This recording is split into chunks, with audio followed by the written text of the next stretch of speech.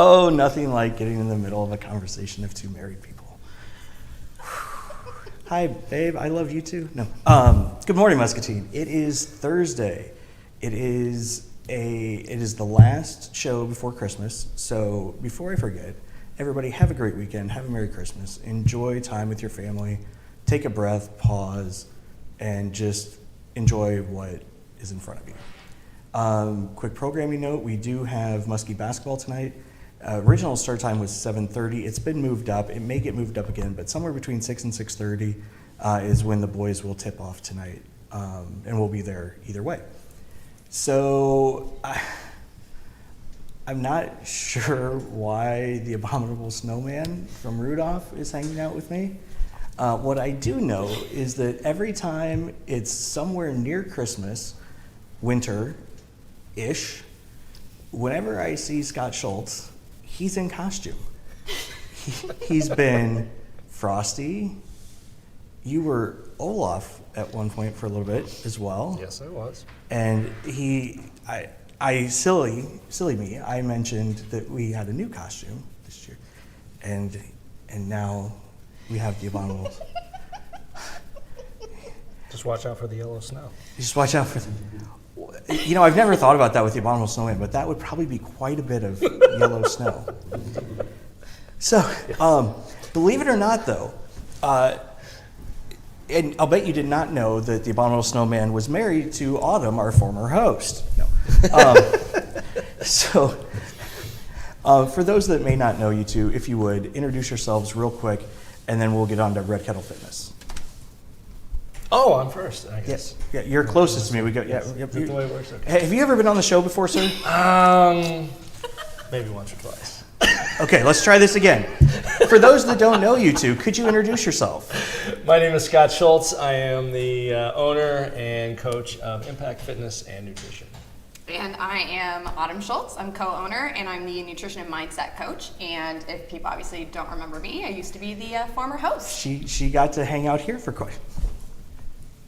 I loved it. I had so much fun. It is a lot of fun. You get to talk to a lot of cool people about a lot of cool stuff, and it's not hard. It's just fun. It was May 4th, I think, was seriously my first one, and there was 5 people on my first show. I remember that, yes. I was so nervous that I had just so many notes I came in with literally a brochure of information. Oh, it was so funny because when Tony would do it, Tony would have a page of stuff that people put together for him for the whole show.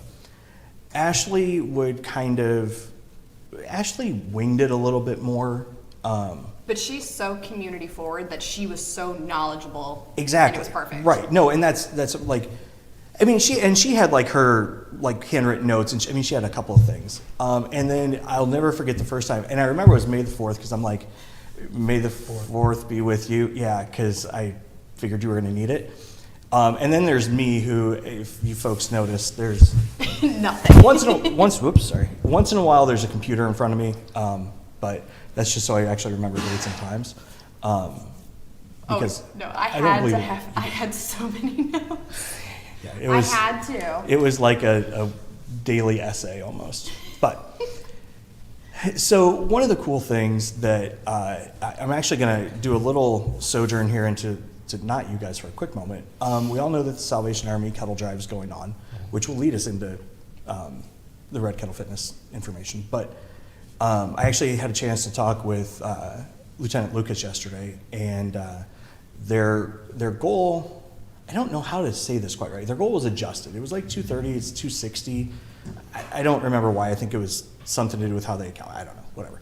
And they're at about 150, so make sure that as you pass the kettles, you continue to donate, and remember that this covers so much stuff in Muscatine. It all does stay here in Muscatine. It's literally the programs that this building down on Oregon provides. That's also about where they normally are. So this isn't we just need to keep doing what we normally do, Muscatine. So, speaking of keeping to doing, how about let's cut.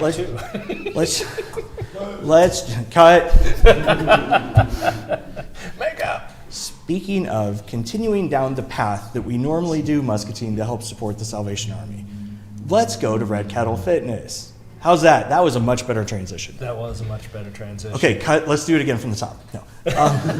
So what is Red Kettle Fitness for those that haven't seen it before? Red Kettle Fitness really came about, oh my gosh. This is 2020 post-pandemic is when this started. Yeah, and I saw Lieutenant Bach in the Red Kettle and just said hi, engaged in a quick conversation, and I mean, that first year was just I cut a check and said, this is our donation from Impact. And as I started thinking about it the next year, now I didn't think about it that day, but it's like, how can we get it more meaningful? And so as it started to gear up that following year, previously I had done workouts to raise awareness for breast cancer, and so I did an adjunct workout. It's like, well, how can I get more bang for the buck? What's an adjunct workout for those that don't know? So, well, there was a main workout that you were to try to secure donations for. So I did an additional workout. And that one is like, okay, what's the best way to be able to quickly raise money and challenge people? Well, I don't mind doing a burpee. Burpee is a lot like life. You just fall down and you get back up again. There's some certain standards of attainment in regards to body form. That is the most positive description of a burpee I have ever heard. I saw the thought bubble. And so with that, I'm like, okay, what is a total body movement that I can do again to raise money? So I figured, hey, I will do one burpee for every dollar that I can raise. Well, 2 consecutive years, I raised $600. And I think I did a workout, I did the 600 burpees, and then I played in a golf scramble all that morning.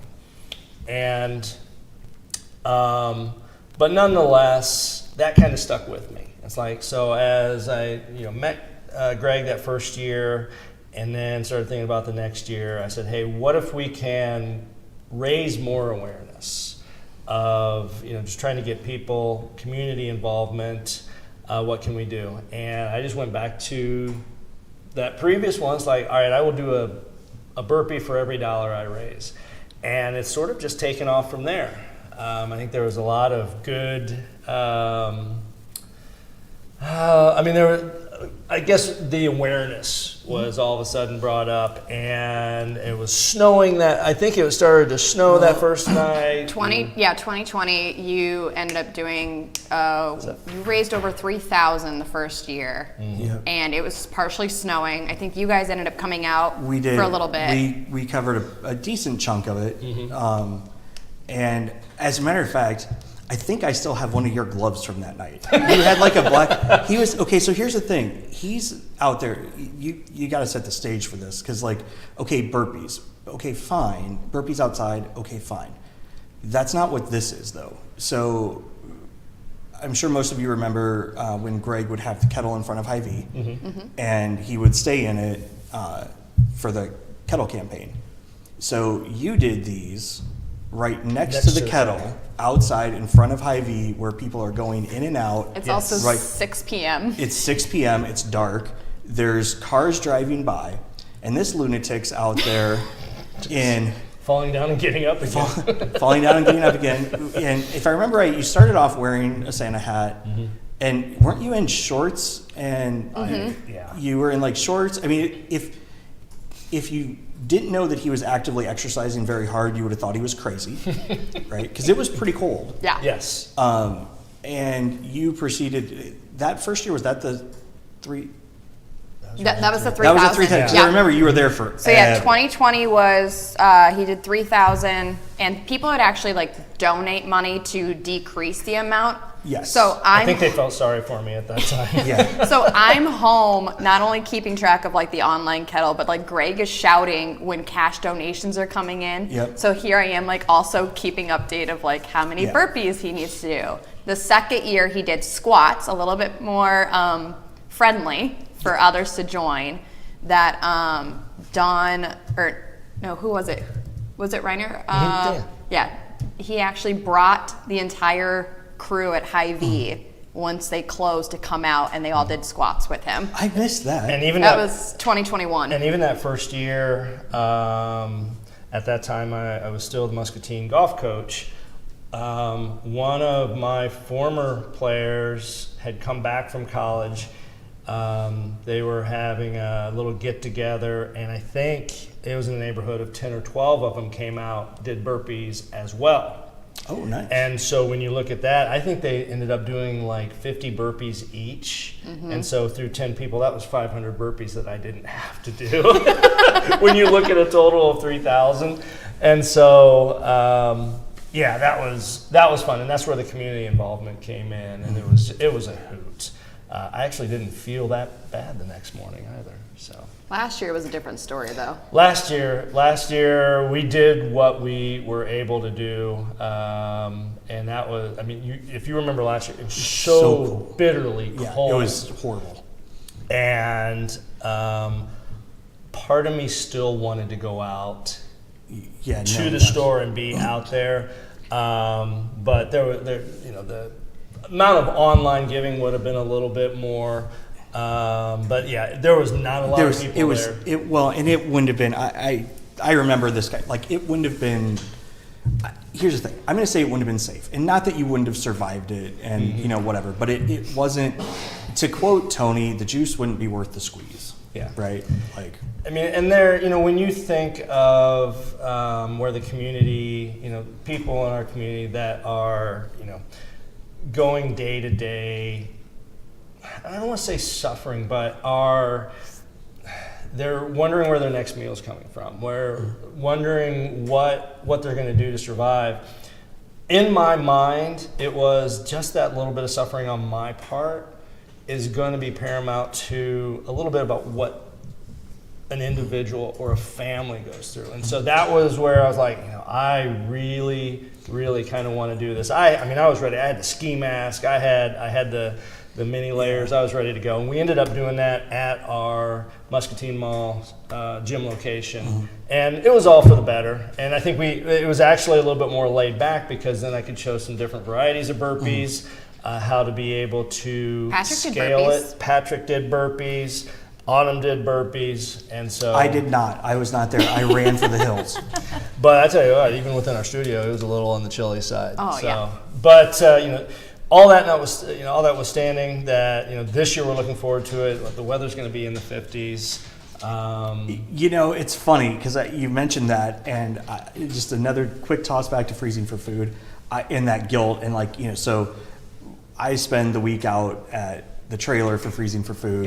That same concept of like a little bit from me gets a long ways, right? Yes. And I was Thursday and Friday, I was feeling guilty calling it. And even when you guys were there on Friday, I'm like, oh yeah, it was like 45, 50 degrees and it's freezing for food. And I'm like, I feel guilty even calling it that. But I mean, Monday and Tuesday more than made up for it. Monday and Tuesday were cold. Well, you kind of equate December with cold anyway. Yeah. Especially here in the Midwest. So it's this Saturday, yes, correct? This Saturday noon to will 2? Be noon to 2 at the Hy-Vee, the main location down on 2nd, right next to the Red Kettle. And what I will still do burpees, and so I think where I am going to take the fitness portion of it is, one, I'm going to create some different workouts that are probably in the 5 or 6 minute length. And being able to showcase what we do at Impact, and we can talk a little bit about that, on site. But also, I will certainly do burpees, and so it'll be a smorgasbord, if you will, a la carte of exercises. I'm not going to have a die that you're gonna roll and say, oh, okay, now you have to do this and this and this. But so I assume you'll be live, as always, right? Yep. And so there's an online kettle, so you'll be able to donate that way. And then you can put your request in, I would suppose, right? Yes. Their a la carte order. Just let I assume you're going to be running the stream. And, Yep. So I'll be inside the kettle. So I'll Gotcha. have Facebook Live on on Impact's page. I'm going to post it on the And we'll make community sure pages. Yeah, and I'll make sure we share it out. And more than likely, I think our athletes, I don't think they'll have a little bit of retribution. A lot of retribution? Or a lot, but I'm sure there'll be a few burpees. I'm sure there will be a few challenges that I challenge our athletes with. This is their opportunity to challenge I'm sure there you. will be, again, a little retribution on their part, but you know, we know and they know that it's all in good spirit, it's all in good fun, and that the money that we raise is just a very, very small portion of it, but it can go a long way. So Saturday, noon to 2, Big High V, Mm-hmm. Impact's Facebook. We'll have it. It'll be everywhere. Like We'll it's going to be interesting to see who's in the kettle watching over us. We made a special request with Lucas, but we don't know who it's going to be yet. Gotcha. Awesome. Guys, it's fun. It's It absolutely is. fun. It is. Yeah. So, one thing that I know you two always talk about is the mental side of fitness, right? And it shows even in like how you structure Red Kettle Fitness, right? Being out in the cold, it's a mental thing, right? And it's more, maybe not more mental than physical, but at least as much, right? And so obviously this is the time of year where everybody starts looking towards a fresh calendar, right? And says, okay, maybe I want to do something different. Call it resolution, call it goal set, call it whatever you want. It's almost like autumn. This is like sort of your time of year, right? So what did you bring with you there? And how is that different than a normal resolution? So one thing that we definitely brought into 2023 is we are actually a mental fit gym. So we are one of the first gyms in the state of Iowa to become mental fit. So that means the baseline is your mental health and your mindset. Then it becomes the accountability, the nutrition, the movement, the strength, and mobility. So what we do is we create what's called a vision board. And this is an opportunity to basically think about your top 3 things you want to accomplish going into the new year. On top of that, so for example, mine was, of course, keeping up consistency of my health, traveling, being something personal, and not only that, just being present as a mom. Okay, so now that I've got those top 3 things, what are the action habits behind that? How can I accomplish those? Well, for myself, I'm going to schedule more time between work and life balance. Okay, what do I need to do? I need to actually have a calendar, make those plans, restrict time. So this is an opportunity for you to really just think about how you're going to go about those habits and those goals. The one thing I love the most about this, because I've been doing this now, this will be my 3rd year, I believe. Chris, can you get a good shot of the vision board here? Oh, yes. What would be the best way to, there we go. I'll do that. So when it comes, I'm just gonna block Scott, don't mind him. Don't mind the snowman, it's all good. So when it comes to the vision board, I think everyone can, do you mind? Well, thank you. I think we all can agree we can get distracted very easily. And so this is an opportunity to really put into basically a physical form of who's going to hold me accountable, what am I going to do, how am I going to do it. Even for myself, I put a lot of positive affirmations because I just need those daily reminders. So I even put something very personal on here. Scott, I think that sticky note's from 3 years ago, and I've held on to it, and I read it every single day. It's something that's going to uplift my mind. It's going to make me feel energized. I'm going to feel better about continuing into my day because I have that daily reminder that the 2 people that are in my life every day support me 24/7. So this is an opportunity to visualize your success of what you want your year to look at. It's also an opportunity to connect with other people in Muscatine. I don't have this just for our athletes. I open this up to the public as a way for people to meet each other You can too. probably come out of hiding now. You can put it down. Thank you very much. That was very nice of you. He's like, I'm just going to hang out behind I'm just going to hang out. So it's just a way to connect and also meet people that have the same goals. So someone that maybe isn't an athlete at our gym meets one of our athletes and they have like the goal of reading like a set goal of books within the year, or maybe it's running a 5K. Well, hey, my name is Autumn, I want to run a 5K too. Let's work together, let's meet up and train together. Well, and I think one thing that is different about this than just sitting there on New Year's Eve and doing a resolution. I mean, there's a ton of things obviously different, but the big thing is the accountability. And with accountability, I've always found is you will go off track at some point in the year. Nobody has 365 perfect days in a row, right? Perfection is out. Yeah, it's not. It's about how you get back on track, and it's about knowing and accepting you're going to go off track. It's okay. It's that mental fitness side, right? It's okay not to be perfect, but it's not okay not to have a plan for what to do when you go off the rails, right? So like for me, I know that I'm chase squirrels all the time, right? But in amongst the things that I do, I put little things that say, hey, get back to where you're going, right? Because I know it's going to happen. Yep. And that's the thing that I love about this conceptually is the planning ahead. Everybody knows they need to do that, whether they do it or not. And visually is great, and being able to pull in, the three things and all that's great. But then having those groups and having that accountability is what's actually going to get you there by the end of the year. Yeah, so we talk about, consistency is key, but we want to at least be 80%. 80% is great. I mean, I'm not perfect. Scott knows he's not perfect, but we show each other the accountability and support. Hi. Hi. So for this too, I mean, there's always an exception to every rule, right? Always. So not only this, I mean, it's a lot of fun. People get together. I mean, I can't tell you how many, I bring all the supplies, magazines, markers, everything. Okay, so tell people when you're going to do this, because we haven't actually mentioned that this is a thing you can come to and do. Yes, so this is going to be on January 6th, and this is from 10 a.m. to 1 p.m. The one thing that I do is when you register, and it's $20 to register, you get a worksheet to actually start pre-planning everything before you attend. So you kind of have a game plan when you attend the event.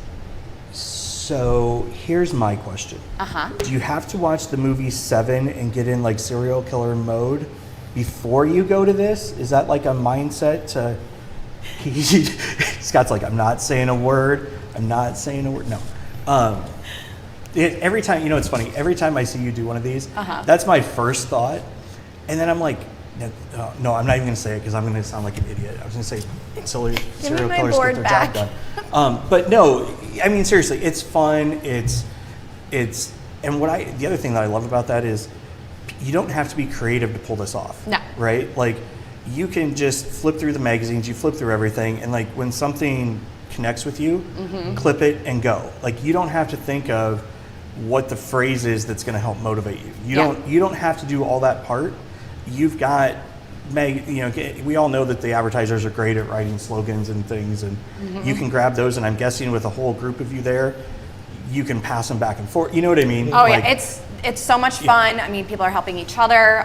Maybe you had a little section that you just can't find that particular quote or word or phrase, that they end up, some of the people last year were flipping through pages together to find something that they basically described what they were looking for. So it's January 6th from 10 to 1. It's actually on the first floor of Proof Social.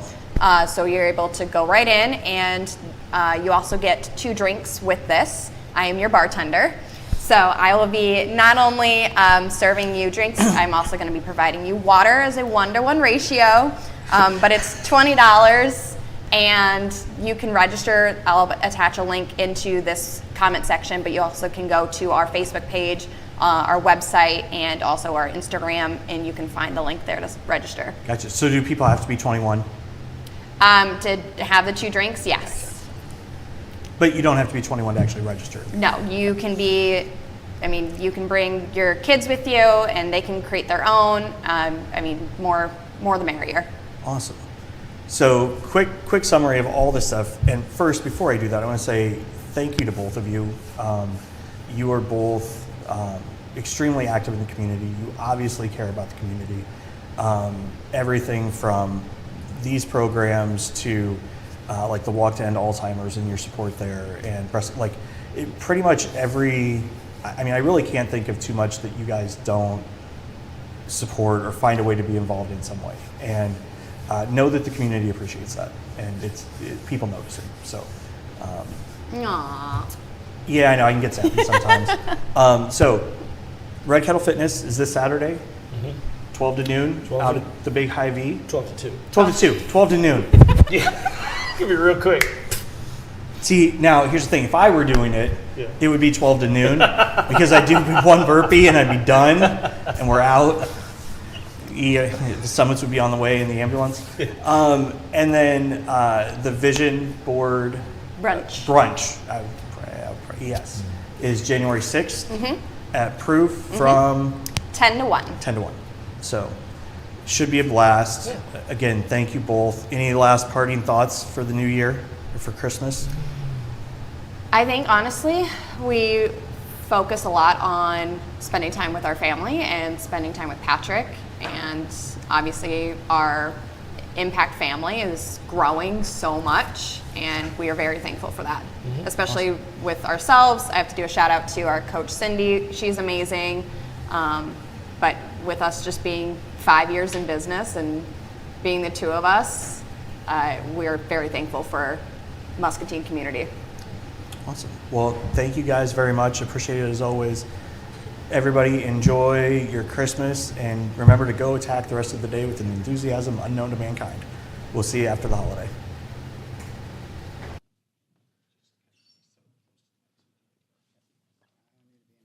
There you go. Yeah. All right, thanks everybody for coming out. We appreciate doing this. It's always exciting time here.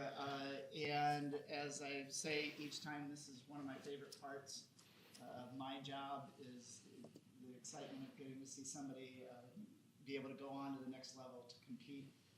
And so with that said, I'm going to turn it over to Ty here. Ty knows the questions I'm going to ask him, which I will do again, just to remind you. There, and let him speak a little bit, and then this is just a reminder that students are to be in the cafeteria or commons. If you're eating lunch, your sack lunch. Otherwise, if you're waiting for the bus, you need to report to the commons. Thank you. awesome. But then I've already warned if parents or anyone else has anything they'd like to add or share at this point, this is a good point. And then after that, we'll take as many pictures as anybody wants. Anybody wants to come up here and take pictures with Ty, etc. And somewhere in the middle of that, we'll have you actually sign the document too. Okay. All right. So, Ty, if you would, let us know where you're going, what you're doing there, and why did you choose where you did? All right. I'll be going to Lindenwood University in St. Charles, Missouri. I'll be playing football, and I'll major in sports management. Why? Oh, so I was looking for like a real family atmosphere the whole time, and that's something I really felt there is great people that'll surround me the whole time, and I'm really looking forward to having just great people that'll push me to the next level there. Awesome. Mom and Dad, anything you'd like to share? Very proud of you. Very proud of you, buddy. And I think you made a great decision. Well, with that, Ty, sign away.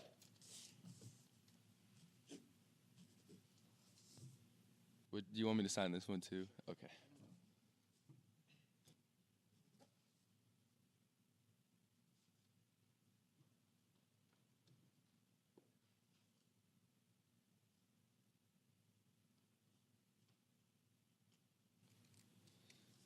All right.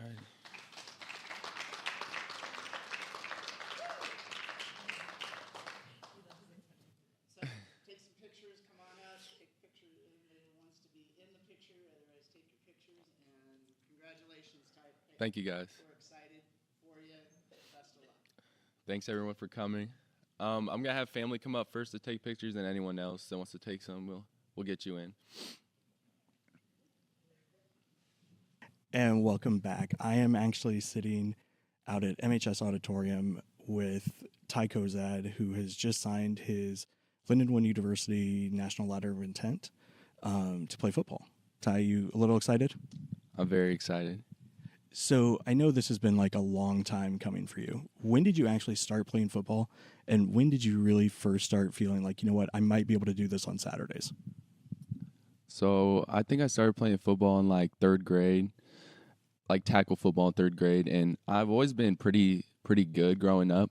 But I grew up playing tight end because I was too big to play running back in YSF. So I actually started playing running back in 7th grade, and I was pretty good, but I never thought I would be at this point until about junior year, and I had that huge season, and I'm like, I can actually do this. Like sophomore year was pretty rough for all of us, and I worked hard, and I didn't want another season like that, and it came true junior year, and I had a huge season, and I was just blessed to have that kind of year, and it brought me here. It was the reason I'm at this point. So I didn't have much of a senior year, so that junior year was the big factor. So from your sophomore year to the junior year, there was a big change in the team. It seemed like, we watch a lot. And what changed for you guys? Like, obviously the coaching had a lot to do with it, but like what was kind of that thing that helped you guys sort of turn that corner? I think we just had to believe in ourselves more than anything. Like, we were a young team. Like, most of us were sophomores and juniors when I was a sophomore that year. And we just had to believe we could do it. Like, winning that last game of the year against Downport West, sophomore year gave us that extra boost. Like, and then we switched our offense, which really helped us out a lot because we didn't have the personnel to run the spread. So we needed to change some things and have that belief in ourselves that we can do it. And we worked really hard to become better. So one thing, every time you see any sort of back have a great season, one of the first things they say is, thank you to my linemen, right?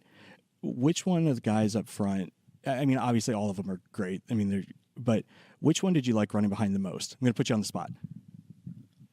The Frankie brothers are for sure. Like, I grew up playing with those guys, and I mean, they were my best friends for a while, and I had the most trust in them.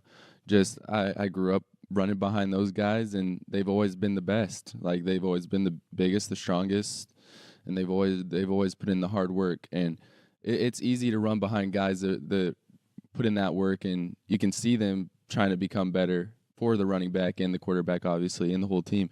So just those two guys, and the rest of them also put in the hard work. And my junior year, Pork Chop Stoltzfus, he was a big factor in everything, and I missed him my senior year. He was a beast. So the Frankie brothers and Pork Chop for sure. So let's talk about the senior year just a little bit. I know it was tough. What was that first game like? You had an explosive run. What went through your mind?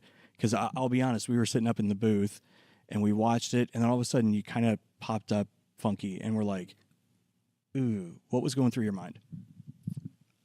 I really didn't want to think I was hurt.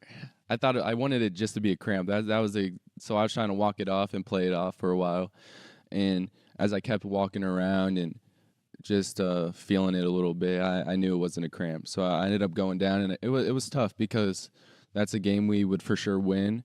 I feel like if I was in that game the whole time, I mean, first 2 runs I had a touchdown, so it was tough. It was tough for sure. I wanted to go back in, but I also knew if I would have went back in, it would have been much worse. And I just tried to keep going and push through it a little bit, but I wasn't able to get back in there. Well, I will say, and we talked a little bit about this, and the one thing that there were a couple big injuries on the team, and what was, and I'm going to say fun from our point of view, was watching you guys on the sidelines. You guys were all like, the number of times we were sitting there going, Ty, calm down. Like, you were out there cheering, like, and you guys all seemed to do that really well. And so that was, I know the senior year wasn't the one you'd hope for any of us hoped for you, but you still had enough to be able to get through to a Saturday situation, which is awesome. As you look back, what do you think is probably your favorite thing about your time here at Muscatine? My favorite is definitely beating Bendorf junior year. That's the biggest win like I've ever had. Like we're not used to winning a whole lot around here, and beating Bendorf, which is a program that's used to winning, was huge for us. Like that was a huge confidence booster the rest of the year, and even to this year. Like we wanted Bendorf again. That was the game we were hoping we'd get again, and unfortunately we weren't able to play them again. But that's my favorite game by far. I will say that team in Muskies, it goes down in like Muscatine lore for beating Bettendorf. That's like a thing. So as you look and you're ready to go, what's the last thing? Well, I'm sure it's not the last thing you're going to say to Muscatine, but what's one thing that you want the community to know before you head off to play at Lindenwood? I guess just to keep working hard, and I mean the sky's the limit. There's a lot of like hardworking kids coming up that they can take this program to the next level, and it takes a team truly. Like I think this year really shows that with how many injuries we've had. Like Brookhart, Lincoln Brookhart, me, Caesar, just a ton of injuries and a lot of kids. Yeah, Gray, Frankie had his shoulder messed up the whole year. I just think this season truly shows how important the whole team is in general, and how important it is that it's like a next man up mentality.